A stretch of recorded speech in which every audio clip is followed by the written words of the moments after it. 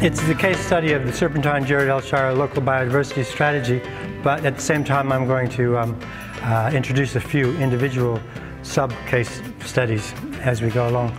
But for those who aren't aware, it's between Thomas Road, Byford, down to Keysbrook in this sort of void area, which is still semi-rural and undergoing a lot of urban expansion south. So, and we also have quite a lot of threatened ecological communities.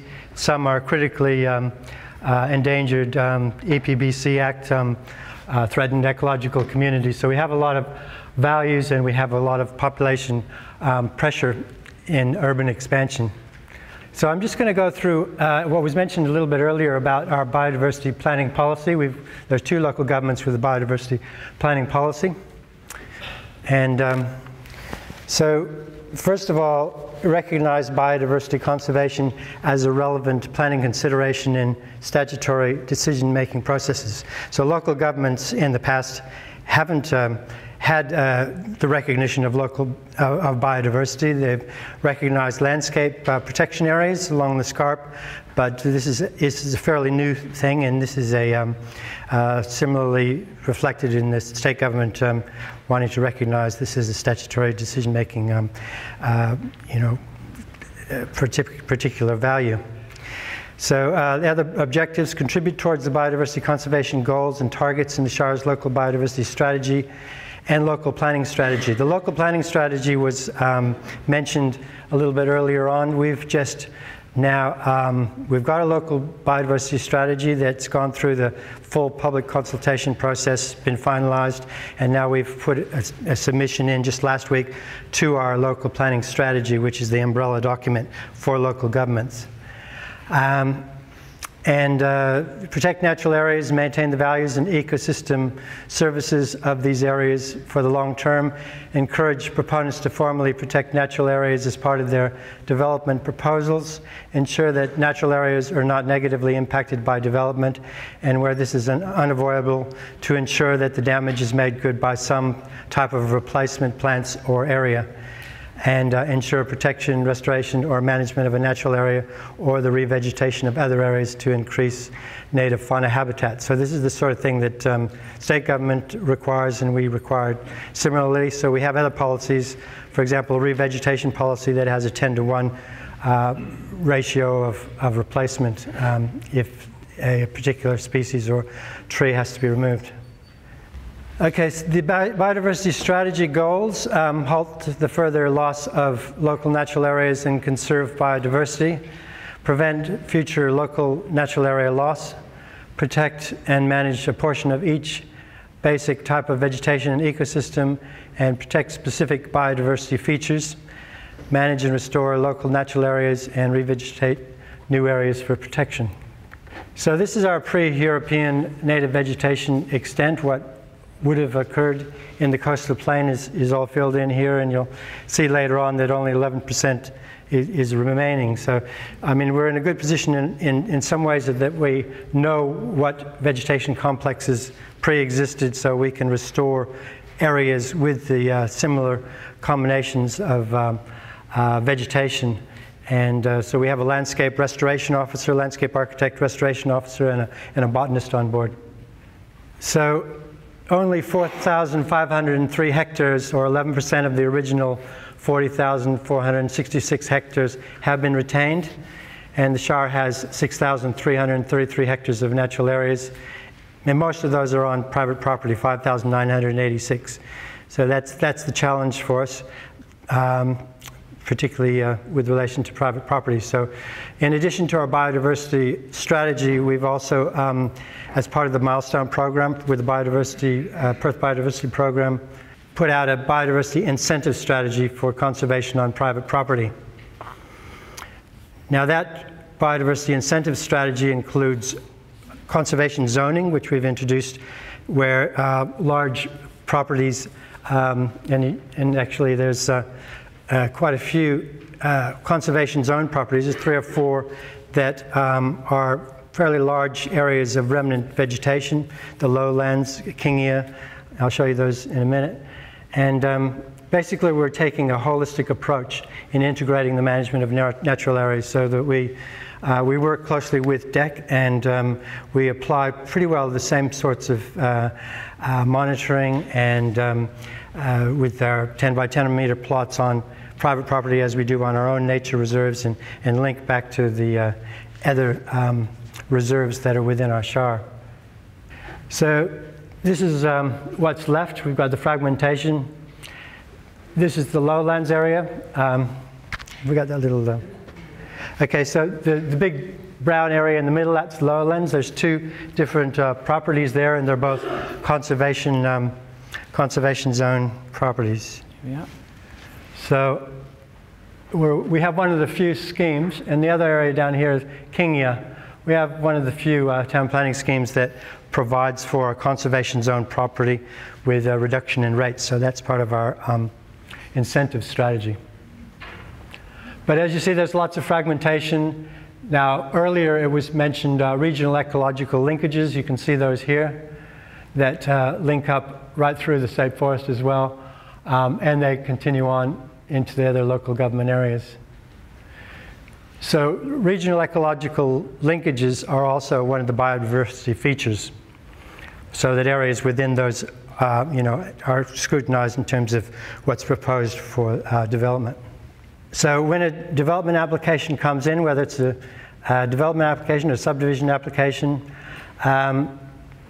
what we consider, we have mapped now all potentially significant local natural areas, and so that we require of the proponent, the development proponent, to verify whether or not the vegetation is in good to better condition, and whether there's one or more biodiversity features which would make it a significant local natural area.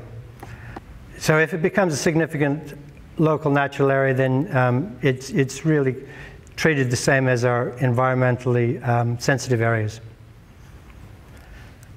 And these are the biodiversity features, whether it includes declared rare flora, specially protected flora and fauna, threatened ecological communities, wetlands and wetland vegetation, riparian vegetation and waterways, regional ecological linkages, which I mentioned earlier, and locally characteristic flora and fauna, which we've identified as particular species, like, for example, the Eucalyptus lane pulii, which is a small white gum species that's characteristic of our local area.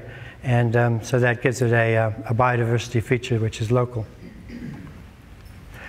So we require, if a proposal comes through and it's a potentially significant local natural area, a desktop and field assessment similar to what we've done on all of our reserves and what is being done statewide. So it's consistent with that, using the NIA templates, the natural area initial assessment templates.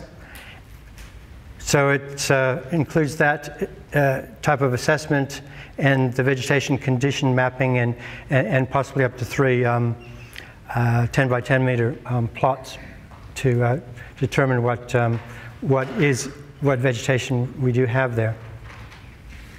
Okay, so one of the case studies, we find that the local structure plan stage, just before the subdivision stage, is probably the best time when we can actually capture and make sure that areas are protected or incorporated into public open space.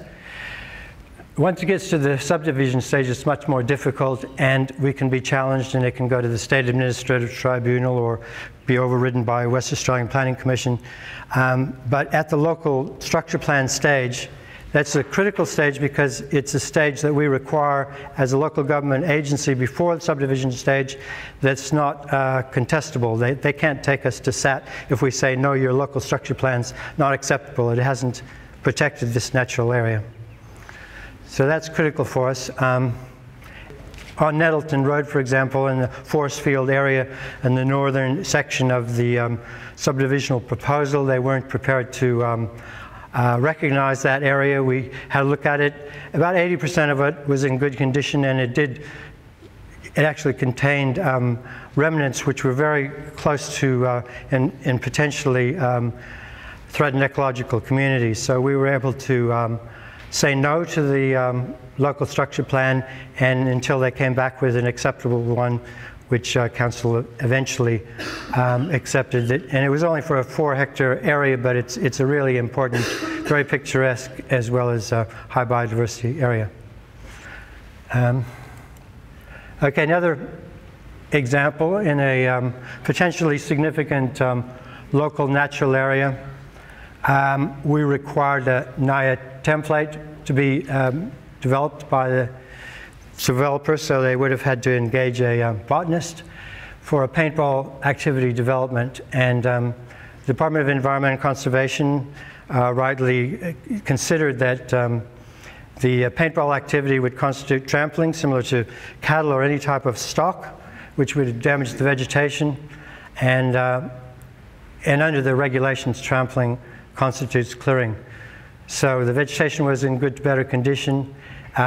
It was an important feeding area for black cockatoos, and also had the Eucalyptus lalei, which is another one of our iconic local species. And basically we did go to SAT with that one, but eventually the development proponent pulled out because they would have had to pay for a flora survey and progress it further, and they may not have been able to successfully allow that activity to occur. So one of the programs that have come out of our biodiversity incentives for conservation on private property is the Healthy Habitats program. And it's a holistic approach to biodiversity conservation, integrating management of shire and private land, because we actually do the same sorts of treatments with the Healthy Habitat members as what we do with our own local natural areas that are reserved within the Shire. The Healthy Habitats program is actually funded totally by external funds. We've been able to get a national award for innovation in natural resource management. Went over to Canberra to receive that, and basically that it's similar to Land for Wildlife. It's a non-voluntary type program that people can benefit from, where we link to the Perth Biodiversity newsletter and draw their attention to different avenues for funding. And most of the Healthy Habitat members receive funds annually for weed control or various things. So it's an incentive. Then we also have funds that we've gotten for this program that we're using to amend the scheme and take through rezoning from rural zone to conservation zone. There's a couple of properties we're doing that for. Okay, so I'm going to just pretty well wrap it up with a few questions here, but when we took the Healthy Habitats program over to Canberra and were able to secure that award, that was really helpful for us to receive grants in the next few years. 2 consecutive years we've received grants to actually utilize the land care group to drive the program with us as technical support, so that the land care is the face of the Healthy Habitats program, which keeps people from being frightened when the Shire knocks on people's doors, because people often are weary of local government officers because of the regulatory aspects. So we've got this this program being delivered by Healthy Habitats with the Shire providing the technical support. Now, the biodiversity milestone programs, which were mentioned with the Perth Biodiversity Project, there was also a Southwest Biodiversity Project. We were fortunate in being able to participate in that during a time when funds were available, matched funding, so that our biodiversity local strategy was actually half funded, and council, it was a matched funded type of arrangement to get the local biodiversity strategy in place. And then similarly we had a matched funding for our combination of our local planning policy and our biodiversity incentives for conservation on private property. So obviously the West Australian Local Government Association has been supportive, and Department of Environment and Conservation and Department of Planning sat on a reference group that helped to progress the local biodiversity strategy, which went out for public comment, and so it's really been recognized, and it's being now put into our local planning strategy, which is another milestone that we'll be receiving through the Perth Biodiversity Project as we progress that. We also have management plans for all of our bush forever sites. One of our bush forever sites, Brickwood Reserve, has got 2 critically endangered Commonwealth Protected EPBC Act threatened ecological communities. So we have high biodiversity values, and with those management plans in place, of course, we go out for full public consultation, and we also then distribute those and ask for comments from the Department of Environment Conservation, Department of Planning, and the WAPC. In the case of the Brickwood Reserve with the critically endangered TECs, we also did a EPBC Act referral, and there was a 3-way sort of decision on the finalization of that plan to protect the critically endangered TECs. So you've heard earlier that the State Administrative Tribunal and the Western Australian Planning Commission are starting to provide backup when challenged with these biodiversity strategies. I'm not sure exactly how many, between 9 and 11 different local governments have got them in place now. And as I mentioned before, the local structure plan is the critical stage that we can use, which is non-statutory, which can't be challenged, where we can say no to a local structure plan until we're happy with it. And some of the other things that we have up our sleeve are the Serpentine Jarrahdale Town Planning Scheme Tree Preservation Clause, which we can use to identify areas that include vegetation that is significant local natural area, as well as significant trees. And a tree preservation area can be created through council resolution. So our significant tree register and our significant natural area vegetation is one register that we can take to council at any time and get a council resolution.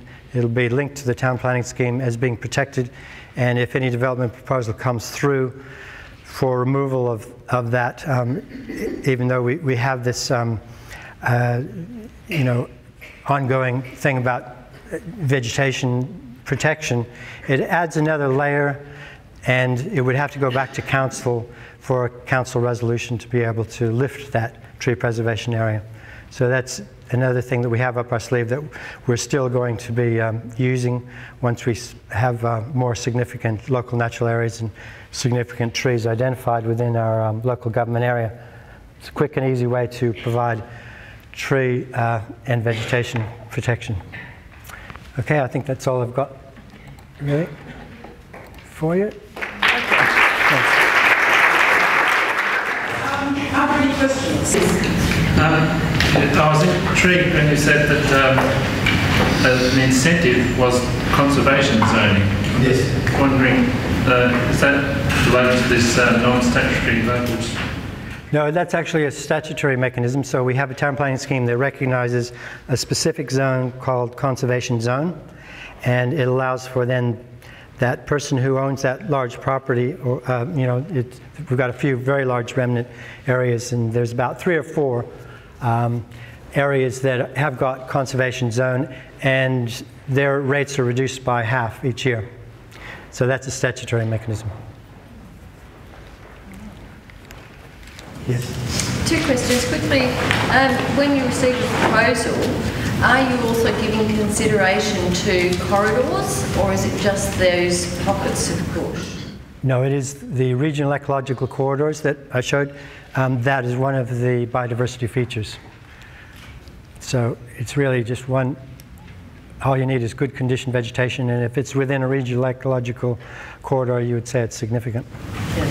And then the other question is, when you do, the approvals are given to a large development, is it in the same sort of line as we've seen in the northern suburbs, where it's just totally cleared, absolutely flattened, and you've got these wastelands, and then it's revegetated with bush, but it's not necessarily even local, it's not local endemic species, and then it's presented as a wonderful ecological reserve. Right. No, we do, because we've got a botanist on board and we have a landscape architect, restoration officer, we screen all of the plants proposed for planting to be local native species.